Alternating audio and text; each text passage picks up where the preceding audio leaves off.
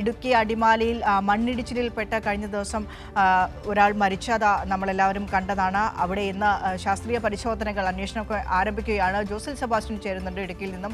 ജോസൽ, good morning. Good morning. ദേശീയപാത നിർമ്മാണത്തിലെ അപാകതയാണ്, അശാസ്ത്രീയമായ മണ്ണ് എടുത്തതാണ് വലിയൊരു ദുരന്തത്തിൽ കലാശിച്ചത്, ഒരാളുടെ ജീവൻ നഷ്ടപ്പെടുന്നതിലേക്ക് കാരണമായത് എന്ന് നമുക്കെല്ലാവർക്കും അറിയാവുന്നതാണ്.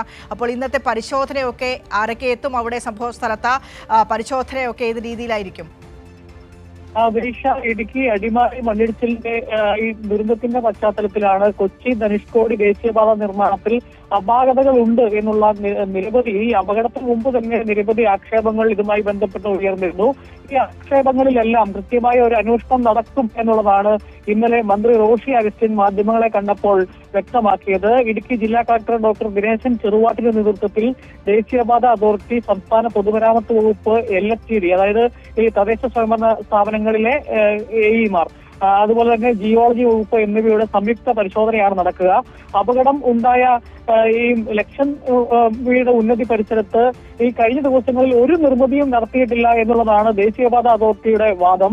അത് പൂർണ്ണമായും തന്നെ ഈ ജില്ലാ ഭരണകൂടം തള്ളിക്കളയുന്നു എന്ന് വേണം കരുതാൻ. കാരണം ഈ അപകടം ഉണ്ടാകുന്ന ദിവസങ്ങളിൽ അവിടെ ഈ മണ്ണ് നീക്കം ചെയ്യുന്നതിന് വേണ്ടിയുള്ള പണികൾ ഈ ദേശീയപാത അതോറിറ്റി, പ്രത്യേകിച്ച് കരാർ ഏറ്റെടുത്തിരിക്കുന്ന കമ്പനി, അവരുടെ നേതൃത്വത്തിൽ അവിടെ നടന്നിട്ടുണ്ട് എന്നുള്ള കാര്യം ഒരു സംശയവുമില്ല. കാരണം അതിന് തൊട്ട് ഈ അപകടം നടന്നതിന്റെ തൊട്ട് തലേ ദിവസമാണ് അവിടെ ഈ മണ്ണ് ഉയർന്നു നിൽക്കുന്ന വിണ്ടതുമായി ബന്ധപ്പെട്ട് പരാതി ഉയർന്നതിനെ തുടർന്ന് ദേശീയപാത അതോറിറ്റി, അതായത് ഈ കരാർ എടുത്തിരിക്കുന്ന ആളുകളുടെ ഹിറ്റാച്ചി ഉപയോഗിച്ച് മണ്ണ് താഴോട്ട് പെട്ടെന്ന് വലിച്ചതാണ് ഈ മണ്ണിടിച്ചിൽ തുടങ്ങുന്നതിന് കാരണം എന്നുള്ളത് വ്യക്തമായതാണ്. അന്ന് ഹിറ്റാച്ചി ഉപയോഗിച്ച് മണ്ണ് വലിച്ച് ഇടുമ്പോഴാണ് വലിയ ഒരു മലയുടെ ഭാഗം തന്നെ ഈ ദേശീയപാതയിലേക്ക് വന്നു വീണത്. പിന്നീട് മണിക്കൂറുകൾ പണിപ്പെട്ടിട്ടാണ് അന്ന് ഗതാഗതം പുനഃസ്ഥാപിച്ചത്.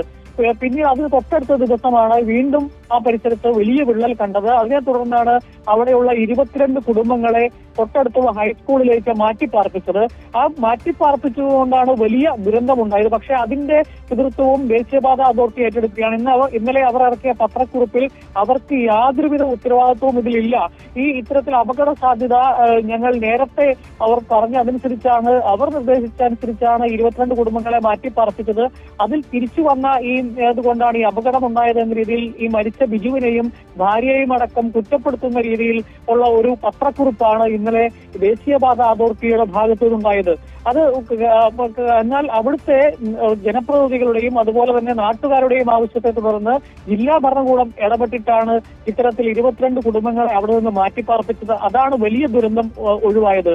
എന്നാൽ ഈ ദേശീയപാത അതോറിറ്റിയുടെ ഈ തത്വദർശിയില്ലാത്ത ഈ വലിയ മണ്ണിടിച്ചുണ്ടാക്കുന്ന നിർമ്മിതിയാണ് ഈ അപകടങ്ങൾ വിളിച്ചു വരുത്തുന്നത് എന്നുള്ള കാര്യത്തിൽ ഒരു സംശയവുമില്ല. കാരണം വലിയ 10-40 അടി ഉയരത്തിലാണ് മണ്ണ് കുത്തനെ അരിഞ്ഞു നിർത്തിയിരിക്കുന്നത്. ആവശ്യമായ സംരക്ഷണ ഭിത്തി ഒന്നും നിർമ്മിക്കാതെ ഇത്തരത്തിൽ ഈ മണ്ണ് അരിഞ്ഞ് റോഡ് സൈഡിൽ നിർത്തുന്നത് വലിയ അപകടം. കാരണം ഈ അപകടം ഉണ്ടായത് തന്നെ മറു സൈഡിൽ നിന്ന് ഒരു മല തന്നെ താഴേക്ക് റോഡും കടന്ന് ഇടിഞ്ഞ് താഴേക്ക് വന്നതാണ്. അതിന് താഴെയുള്ള 50ഓളം കുടുംബങ്ങൾ താമസിക്കുന്ന ലക്ഷം വീട് ഉന്നതിയാണ്. ആ ഉന്നതിയിലേക്കാണ് ഈ മണ്ണ് ഇടിഞ്ഞ് താഴേക്ക് വന്ന് ഈ വലിയ അപകടം ഉണ്ടായത്. ഇന്ന് ആ സ്ഥലത്ത് നിന്ന് ആളുകളെ മാറ്റി പാർപ്പിച്ചില്ലായിരുന്നെങ്കിൽ ഈ അപകടത്തിന്റെ വ്യാപ്തി വളരെ വലുതാകും. കാരണം ഇന്നത്തെ നടന്ന മണ്ണിടിച്ചിലിൽ തന്നെ 6ഓളം കുടുംബങ്ങൾ പൂർണ്ണമായും മണ്ണിനടിയിലായിട്ടുണ്ട്. അതിന്റെ വീടിന്റെ ഒരു അംശം പോലും പുറത്തു കാണാത്ത രീതിയിൽ മണ്ണിനടിയിലായിട്ടുണ്ട്. അതുപോലെ തന്നെ നിരവധി വീടുകൾക്ക് ഭാഗികമായി കേടുപാടുകൾ സംഭവിച്ചിട്ടുണ്ട്. ആ വീടുകളിലൊക്കെ ആളുകൾ ഉണ്ടായിരുന്നില്ലെങ്കിൽ, ആ തലേ ദിവസം അവിടെ ജനപ്രതിനിധികൾ ഇടപെട്ട് ആളുകളെ മാറ്റിയില്ലായിരുന്നെങ്കിൽ വലിയൊരു ദുരന്തമുണ്ടാകുമായിരുന്നു. പക്ഷെ ദേശീയപാത അതോറിറ്റി ഇത് ഇവരുടെ അപാകതയല്ല എന്നുള്ള രീതിയിലുള്ള ഒരു പത്രക്കുറിപ്പാണ് ഇന്നലെ ഇറക്കിയത്. അതൊക്കെ ഏതായാലും ജില്ലാ ഭരണകൂടം തള്ളിക്കളയുമെന്ന കാര്യത്തിൽ സംശയമില്ല. ഏതായാലും കൃത്യമായ അന്വേഷണം ഇതുമായി ബന്ധപ്പെട്ട് ഉണ്ടാകും എന്നുള്ളതാണ് മന്ത്രി റോഷി അഗസ്റ്റിൻ തന്നെ വ്യക്തമാക്കുന്നത്. അതുപോലെ തന്നെ കുടുംബത്തിനുള്ള ധനസഹായം മന്ത്രിസഭാ യോഗത്തിലൊക്കെ ചർച്ച ചെയ്ത് പ്രഖ്യാപിക്കുമെന്നുള്ള കാര്യത്തിലും മന്ത്രി റോഷി അഗസ്റ്റിൻ ഇന്നലെ തന്നെ പ്രഖ്യാപനം നടത്തിയിട്ടുണ്ട്. ഈ റിപ്പോർട്ട്, അതായത് അന്വേഷണത്തിന്റെ അടിസ്ഥാനത്തിലുള്ള റിപ്പോർട്ട് വരുന്നത് വരെ നിർമ്മാണം നടത്തരുതെന്ന് ദേശീയപാത അതോറിറ്റിക്ക് നിർദ്ദേശവും നൽകിയിട്ടുണ്ട്. ഏതായാലും സർക്കാർ ഈ വിഷയത്തിൽ കൃത്യമായി ഇടപെടൽ നടത്തും എന്ന് തന്നെയാണ് പ്രതീക്ഷിക്കുന്നത്. വിനീഷ.